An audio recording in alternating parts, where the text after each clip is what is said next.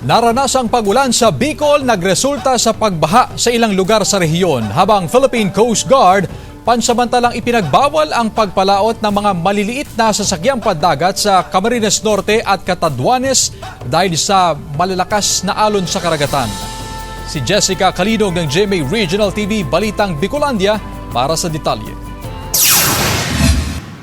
Mula Enero 24, hindi na madaanan ang Poblasyon Barrera Jr. at San Jose Alanao Pulantula Spillway sa bayan ng Lupi, Camarines Sur. Umapaw kasi ang tubig sa ilog dahil sa tuloy-tuloy na pag-uulan. Kaya pinaaalalahanan ng Lupi Municipal Disaster Risk Reduction Management Office ang mga motorista at residente na huwag piliting tumawid sa lugar para maiwasan ang aksidente. Hindi rin nirerekomenda ng MANITO MDRRMO ang pagdaan ng mga residente at light vehicles sa Balasbas at Parina Spillway sa bayan ng MANITO Albay.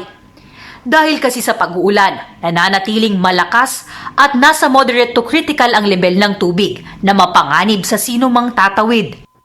Mina-advise sa public, ma'am, na sana sumunod tayo sa mga pinapalabas na advisories and maging updated po sa mga pinapalabas ng Pag-asa po. Sa bayan ng Pandan, Catanduanes naman, isang bangka ang aksidenteng tumaob sa may Maturin Rock Island kung saan dalawang mangingisda ang sakay nito. Sa report ng Pandan MDRRMO, pabalik na sana ang mga mangingisda sa baybayin pero sinalubong sila ng malalaking alon na naging dahilan ng pagtaob ng sinasakyang bangka. Ligtas naman ang mga mangingisda matapos ma-rescue ng mga otoridad. Samantala, dahil sa epekto ng shear line sa iba't ibang lugar sa Bicol Region, pansamantala munang ipinagbawal ng Philippine Coast Guard ang pagpalaot ng mga maliliit na sasakyang pandagat, lalo na sa karagatang sakop ng Camarines Norte at Catanduanes.